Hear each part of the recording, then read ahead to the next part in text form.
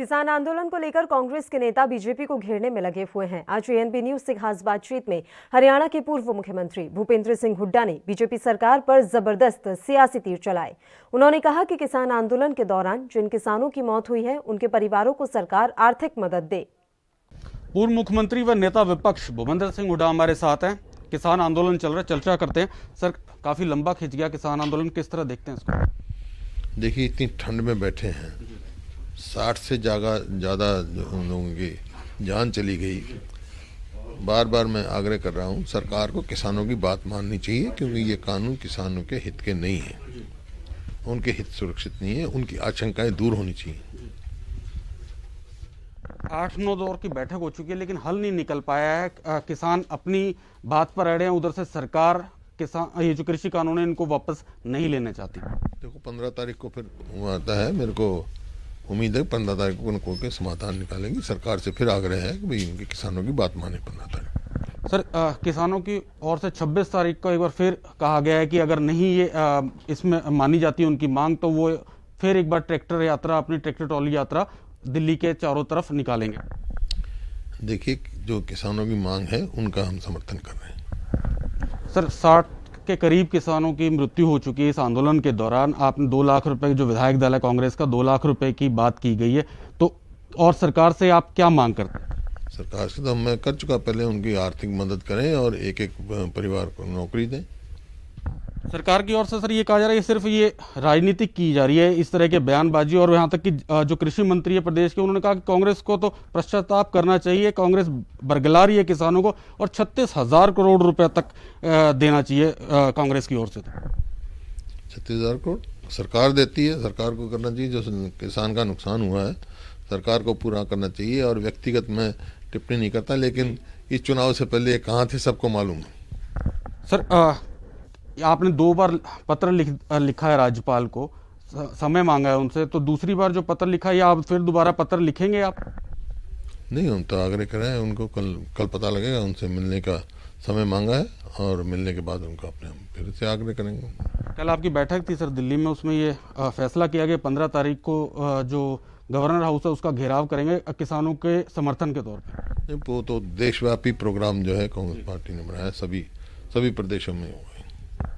भाजपा की ओर से सर किसान महापंचायत का ऐलान किया गया आज, उसका मुख्यमंत्री की ओर से करनाल में रखी गई थी वो किसान महापंचायत। जिस तरह का वहां से वीडियो या कहें या जिस तरह का दृश्य, वो किस तरह देखते हैं इसको?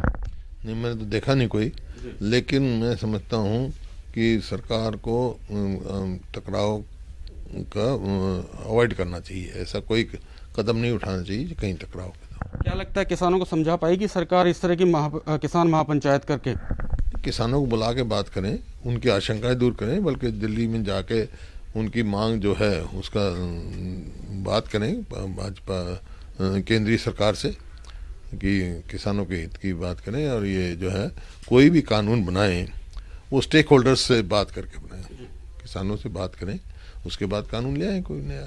सर, एक बार फिर हरियाणा जो है बेरोजगारी दर पे नंबर 1 पे आ खड़ा हुआ है, किस तरह देखते हैं उसको? है, यही तो मैंने पहले ही कहा था, बेरोजगारी बढ़ रही है, अब 32.5 है, इसका मतलब हर तीसरा हरियाणवी बेरोजगार है।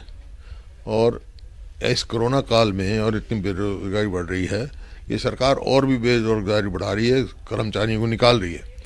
जैसे अपना डी के उनके ग्रुप के निकालने की बात कही, जो स्पोर्ट्स में भर्ती किए थे। पीटीआई ड्राइंग टीचर्स हैं जिनको लगा सकते हैं, जैसे पहले भी कोर्ट ने फैसला किया, लेकिन सरकार के पास अपने अधिकार है, उनके लिए रास्ता निकाल सकते हैं। किसी का रोजगार नहीं छीनना चाहिए, बल्कि रोजगार देना चाहिए सरकार को। सर, जिस तरह पहले छोटे नेताओं से शुरुआत हुई थी बीजेपी के कि ये विरोध की किसानों द्वारा विरोध किया जा रहा था, अभी हाल ही में डिप्टी सीएम का विरोध हुआ और आज मुख्यमंत्री के कार्यक्रम का विरोध हुआ, तो कहां तक ये सरकार जो है, वो क्या लगता है कि किस तरह सरकार चलेगी फिर इस विरोध में? ऐसा है, किसान आज परेशान है, क्योंकि उसकी लागत तो बढ़ा दी गई, आमदनी घट गई। अब यहाँ डीजल में देखो, हमारे समय में सबसे सस्ता डीजल था, ना खाद पर टैक्स था, ना कीटनाशक दवाई पे टैक्स था, ना ट्रैक्टर पार्ट्स पे था। आज वैट भी जो है हमारे समय से दुगना कर दिया। तो हरियाणा सरकार को चाहिए किसान के ऊपर बोझ कम करें और अपने वैट वापस लें और किसान की मदद करें, ताकि खेती लाभदायक बन सके।